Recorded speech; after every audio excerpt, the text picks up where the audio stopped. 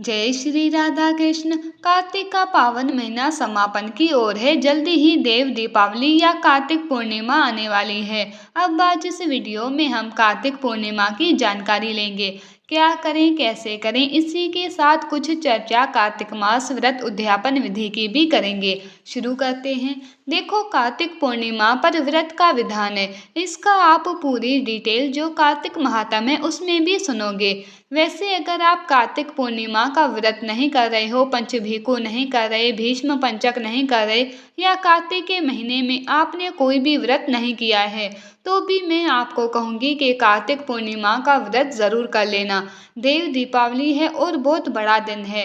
कार्तिक पूर्णिमा का व्रत विधि विधान से करने से शिव पुत्र भगवान कार्तिक के साथ भगवान श्री कृष्ण का आशीर्वाद मिलता है। पुराणों के अनुसार कार्तिक पूर्णिमा की तिथि पर ही भगवान विष्णु ने धर्म वेदों की रक्षा के लिए मत्स्य अवतार लिया था। कार्तिक पूर्णिमा को त्रिपुरी पूर्णिमा के नाम से भी जाना जाता है। साथ ही कार्तिक पूर्णिमा को देव दीपावली मनाई जाती है।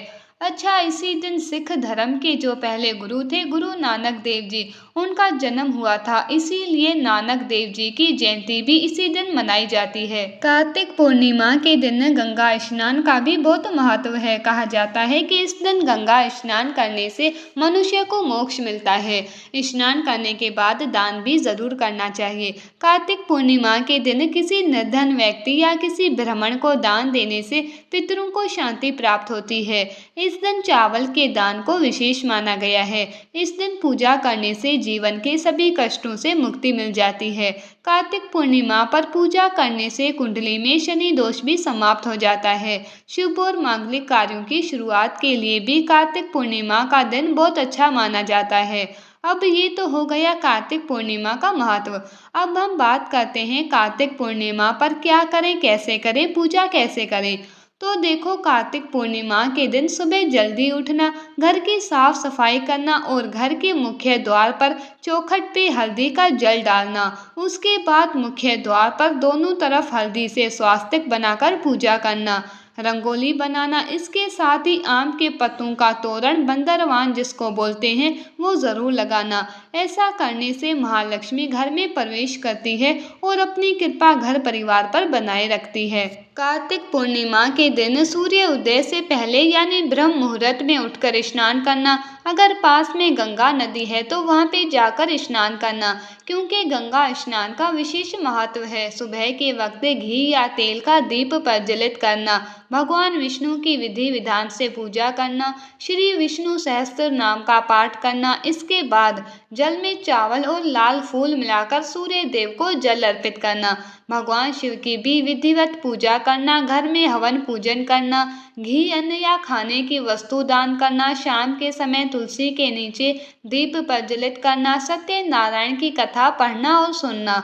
याद रखना, पूर्णिमा तिथि के दिन स्नान के बाद श्री सत्यनारायण भगवान की कथा सुनना, गीता का पाठ करना, विष्णु सहस्त्र नाम का पाठ करना, ओम नमो भगवते वासुदेवाय इस मंत्र का जाप करना बहुत बहुत अच्छा होता है। मनुष्य पाप और कर्ज मुक्त हो जाता है और भगवान विष्णु की भक्ति पाता है।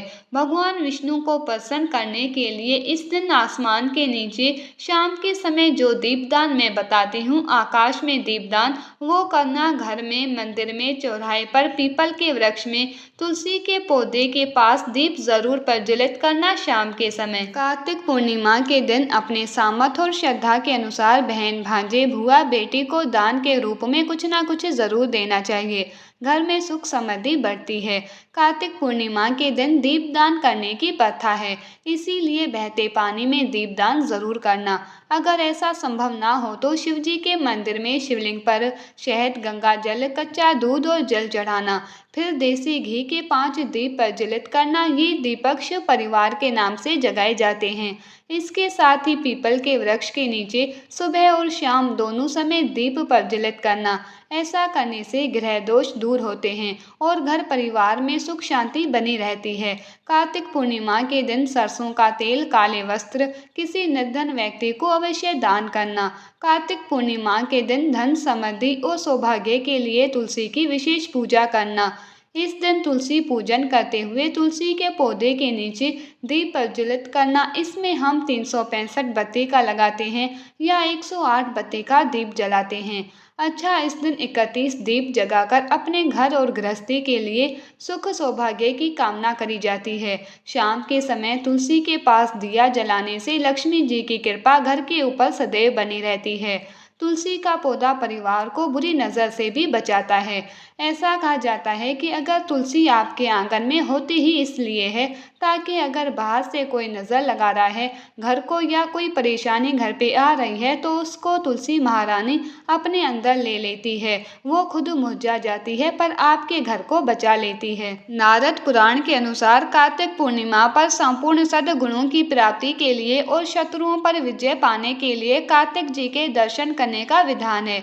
कार्तिक मास की पूर्णिमा तिथि को भगवान शिव की नगरी काशी यानी बनारस में देव दीपावली मनाई जाती है।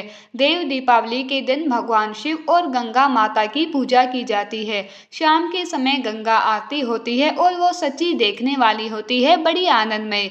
जो भक्त पूर्णिमा से चातुर्मास व्रत सेवा नियम या कार्तिक नियम उठाते हैं वो कार्तिक पूर्णिमा पर ही अपने व्रत सेवा नियम का उद्यापन करते हैं। अब हम चर्चा करते हैं कि जो हमने कार्तिक का व्रत रखा, कार्तिक का स्नान करा या कार्तिक में कोई नियम लिया उसका उद्यापन कैसे करेंगे।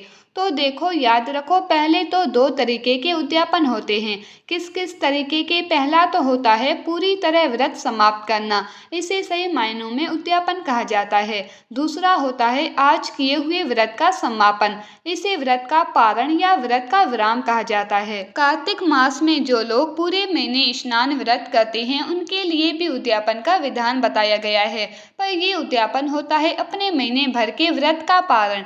देखो, कार्तिक मास को क्या कहते हैं? ये महीना स्नान, दान, व्रत और जप के लिए सबसे उत्तम होता है और वैकुंठ की प्राप्ति के लिए महिलाएं 12 सालों तक कार्तिक मास में सुबह स्नान करती है, दान वगैरह देती है, फिर 13वें साल पूरे विधि विधान से अपने कार्तिक व्रत का उद्यापन करती है। ये होता है जो 13वें साल आप करोगे, ये होता है पूरी तरह व्रत की समाप्ति। वहीं कई बार क्या होता है कि हम हर साल नियम तो निभा पाते हैं, मतलब जैसे इस साल तो मैंने कार्तिक व्रत कर लिया, बहुत अच्छे से करा, सब बहुत बढ़िया हो गया, पर अगली बार शायद, क्योंकि हम गृहस्थी में हमारे साथ कुछ भी हो सकता है, तो अगली बार शायद कुछ परेशानी आ गई और मैं नियम नहीं उठा पाई। उस स्थिति में मैंने जो इस साल व्रत किया है ना उसका फल भी मुझे नहीं मिलेगा, क्योंकि जब तक उद्यापन नहीं करते फल नहीं मिलता, क्योंकि पूर्ण फल तो 12 साल पूरा होने पर भी मिलेगा। इसीलिए हमारे संत महात्माओं ने हमें बताया है कि हर साल व्रत समापन में अपने व्रत का उद्यापन पारण की तरह कर लो, ताकि इस साल किए गए व्रत का फल हमें इसी साल में मिल जाए। इसीलिए हम सबको कहते हैं कि कार्तिक पूर्णिमा पर अपने व्रत समापन पे कुछ ना कुछ करना जरूर, और उसे अपने महीने भर की साधना व्रत का पारण समझ लेना। ठीक है। अच्छा, व्रत उद्यापन की शास्त्रीय विधि हमने कार्तिक महात्म के अध्याय में सुनी है, पर हर कोई उस विधि को फॉलो नहीं करता, क्योंकि वो थोड़ा मुश्किल होता है। इसीलिए साधक अपनी क्षमता के अनुसार कर सकता है। कार्तिक पूर्णिमा पर पूजा अर्चना दीपदान उद्यापन के साथ व्रत का विराम किया जाता है। कार्तिक मास में आप चाहे जो भी व्रत का चयन करें, लेकिन उद्यापन करते समय जोड़े से ब्राह्मण को भोजन जरूर कराना। जोड़े से मतलब ब्राह्मण और ब्राह्मणी दोनों को एक साथ बिठाकर भोजन कराना। इसी के साथ किसी भी वृद्ध महिला को साड़ी और सुहागन महिला को सुहाग की सामग्री भी जरूर देना, बहुत फलकारी होता है। हमारे कार्तिक महात्म में ये बताया गया है कि अगर कोई असक्षम असमर्थ है और वो एक ब्राह्मण ब्राह्मणी को भी नहीं जमा सकता, वैसे तो देखो 33 ब्राह्मण ब्राह्मणी जमाने का विधान है, पर अगर वो एक भी नहीं जमा सकता, बहुत गरीब है, नहीं पॉसिबल हो रहा, तो फिर वो गऊ को खिला दे। अगर गऊ भी उसके आसपास नहीं है तो फिर वो पीपल की पूजा कर दे और पीपल के पेड़ पर ही जो उसको कुछ रखना है वो रख दे। पथवारी विसर्जन हम कार्तिक पूर्णिमा के अगले दिन प्रतिपदा को करते हैं। सुबह चिड़ाचिड़ी की कहानी करते हैं, पूजा करते हैं, फिर पथवारी माता का विसर्जन किया जाता है। देखो, हम आश्विन पूर्णिमा को पथवारी बोते हैं, पूरे कार्तिक उसकी पूजा करते हैं, ये बहुत ही शुभ होता है। अगर आपने ज्वार से पथवारी बोई है तो उसमें से कुछ फलें निकालकर अपनी अलमारी या तिजोरी या जहाँ पे भी आप पैसे रखते हो वहाँ रखो। बाकी जो होता है उसे बहते हुए जल में प्रवाहित कर दो। कई बार काफी सारी औरतें मिलकर मंदिर या पूजा की जगह पर एक साथ पथवारी बोती है। वो सभी थोड़े थोड़े ज्वारी अपने घर ले जाती है। बाकी जो बचता है मिट्टी और वो उसको प्रवाहित कर दिया जाता है। अच्छा, इसी में हम 4 पत्थर से भी पथवारी बनाकर तुलसा जी के पास रखकर उसे पूजते हैं। ये भी बहुत शुभ होता है। इन पत्थरों को या तो तुलसा जी में ही रहने देते हैं या फिर संभाल कर घर के मंदिर में रख लेना चाहिए। देखो, चातुर्मास व्रत का उद्यापन भी कार्तिक व्रत की तरह ही करते हैं। वही सेम विधान होता है। 21 ब्राह्मणों को जिमाना होता है या जोड़े से एक ब्राह्मण ब्राह्मणी को घर बुलाकर बढ़िया भोजन करा के दान दक्षिणा फल आदि देकर उन्हें प्रसन्न किया जाता है। ये उनका चातुर्मास व्रत का उद्यापन होता है। देखो, बहुत सारे साधक है ना कार्तिक माह में तारा भोजन करते हैं। तारा भोजन मतलब पूरे महीने तारों को अर्घ्य देकर फिर खाना खाया जाता है। व्रत के अंतिम दिन उसका उद्यापन करना बहुत जरूरी होता है। तारा भोजन लगातार 3 साल करने का विधान है। पहले साल 32 लड्डू 32 मट्ठी या कचौड़ी का दान किया जाता है। आप चाहो तो एक ही ब्राह्मण या किसी जरूरतमंद को दे सकते हो या फिर अलग अलग लोगों को भी दे सकते हो। दूसरे साल ब्राह्मण ब्राह्मणी के जोड़े को घर में जिमाकर मतलब उन्हें बुलाकर खाना खिलाकर कपड़े और दक्षिणा देने का विधान है।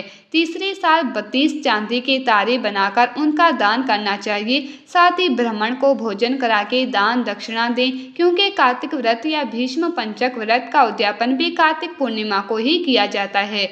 ब्राह्मण को भोजन करवा के दान दक्षिणा देके संतुष्ट जरूर करना। जिन साधकों ने भीष्म पंचक व्रत किया है वो पूर्णिमा तिथि तक फलाहार करके फिर अगले दिन पति पदा को चिड़ाचिड़ी की पूजा करके खिचड़ी का भोग लगा के अन्न खाकर अपने व्रत का पालन करेंगे। सभी साधक अगले दिन चिड़ाचिड़ी की कहानी सुनकर भगवान श्री कृष्ण को खिचड़ी का भोग लगाना जरूर। कई साधक है जिन्होंने सिर्फ कार्तिक स्नान किया और कुछ नहीं किया, पर उनको भी ये जरूर करना चाहिए। याद रखना, कोई भी दान बिना दक्षिणा के अधूरा होता है। इसीलिए अगर आप कहीं पर भी कुछ दान दे रहे हो तो उसके साथ चाहे 10 रुपए रखना, पर रखना जरूर। अगर किसी साधक ने पूरे कार्तिक महीने नियम से दीपदान किया है तो उसे कार्तिक पूर्णिमा वाले दिन सोने चांदी या पीतल का दीपक लेकर बत्ती और देसी घी दान करना चाहिए दक्षिणा के साथ। कार्तिक के महीने में अलग अलग लोगों ने अलग अलग नियम लिए होते हैं, उनका उद्यापन भी जरूर करना चाहिए।